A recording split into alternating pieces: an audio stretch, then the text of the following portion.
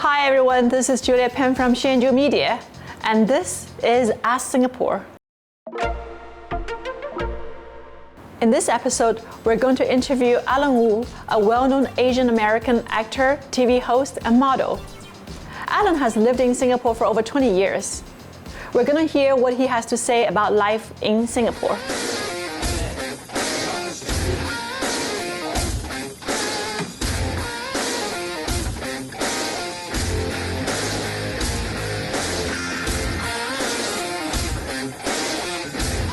Allan Wu, thank you for coming on to Ask Singapore. It's great to be here, Julia Pan. Always a pleasure to see you. Congratulations for being selected to represent Singapore for Best Comedy Performance at 2021 Asian Academy Creative Awards. How do you feel about this nomination? Very excited. I was actually quite surprised to be nominated. I had just finished a project, and then I had these messages coming in and people were congratulating me, but they weren't really being very specific about why they were congratulating me. And then I slowly figured out that I was nominated to represent Singapore for Best Comedy Performance at the Asian Academy Creative Awards. And so it was exciting. In Singapore, the members of jury couldn't go past the shady businessman Evan Lau, played by none other than Allan Wu in Crouching Tiger, Hidden Ghost. I've known you for 10 years from the time you were hosting for The Amazing Race China. And now you're nominated as the Best Comedy Actor. Will you say it's a career switch for you? I wouldn't say it's something new. I think I've acted for so long, for over 20 years, and I've hosted probably less than I've acted in the very beginning. But along the way, when you have these opportunities, you just take advantage of them, and then kind of learn along the way. And hopefully you learn to improve, hone your skills as an actor, as a host in English and Mandarin.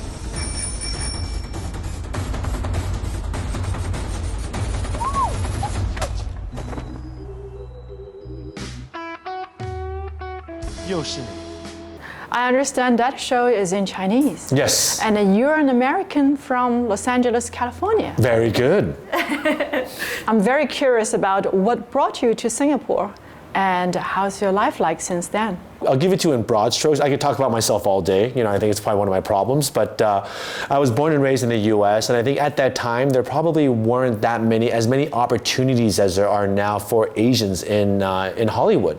So that was probably one of the main impetus, the main driving force for me to come out here. And hopefully, my plan was always, I called it my little boomerang effect, to kind of go out, here to Asia, establish myself, and then one day return to the U.S. to Hollywood. You asked me about Singapore. Singapore was pretty much an accident. I had never been to Singapore, knew nothing about it, and I never even thought I'd end up here for so long. But then I actually had a opportunity to work in Singapore, to do a 6-7 day hosting job for a very big Japanese telecom company called NTT Docomo. So I came here for 6 days, never ever think I'd be here any longer. I think in a nutshell, I met a model agency. They wanted me to model, and I said I didn't really want to model anymore. I said I really want to act, and so they introduced me to my current management agency called Fly Entertainment. They met me, introduced me to MediaCorp, the local terrestrial television, and they saw me and said, hey, we see something in this guy. Would you be interested in moving to Singapore? So I thought, I already have this opportunity here. Let's give it a shot. So that's kind of how that all kind of transpired. As an Asian American moving to Singapore for the first time 20 years ago, did you experience any cultural shock? And how Singapore is different now and 20 years ago? I think if I had come straight from the US to here, it probably would have been more jarring in terms of like a culture shock. But I think after living in Taiwan for 2 years and living in Hong Kong for a year before that, which I think are more, I think just more representative of Asia. I think for me, Singapore honestly is kind of like Asia for dummies. It's everyone speaks English here. Everything works. It's very westernized. It was a British colony before. So you come here, it's a great place for Westerners to kind of first get their first taste of Asia. So for me to come here after where I lived before, it was a seamless transition. It was quite easy. Singapore has very interesting multiracial culture. How would you describe it? So I think Singapore's done a great job in terms of promoting racial harmony. Of course, the majority of people living here are Chinese, but you have a lot of Indians and Malays too. Also, you have a big expat community. Most Singaporeans speak Singlish.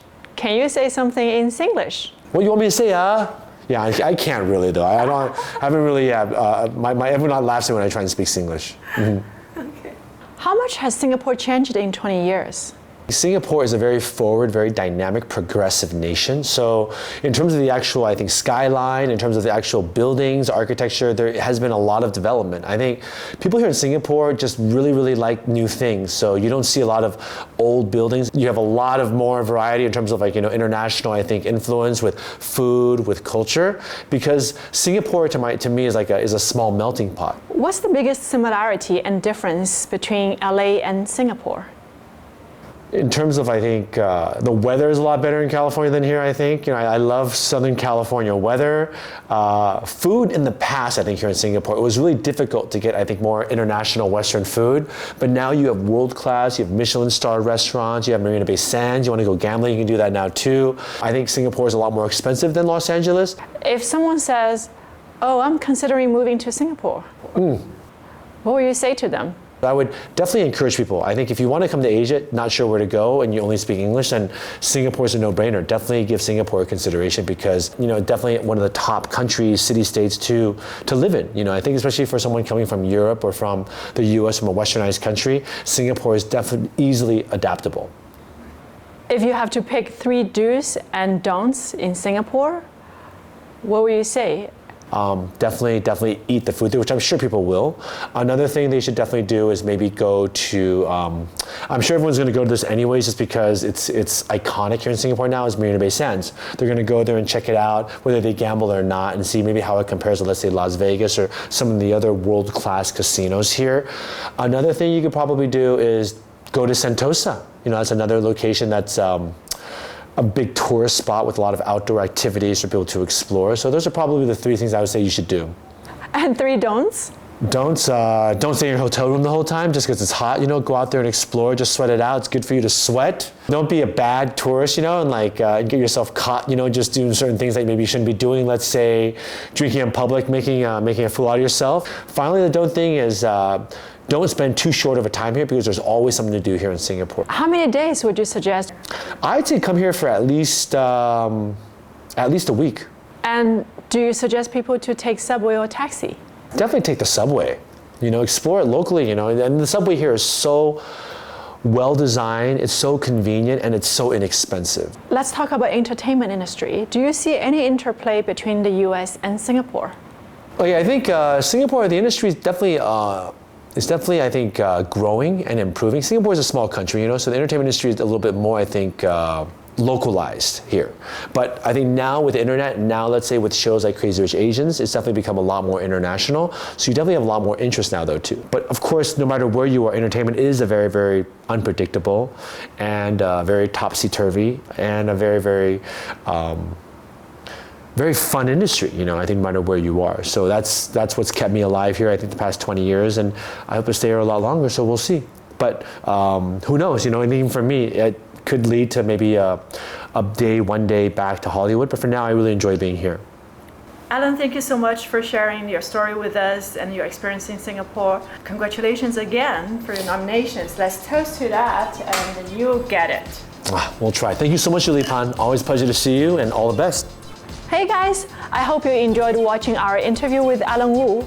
Don't forget to subscribe and hit the thumbs up button. If you have any questions about Singapore, ask Singapore.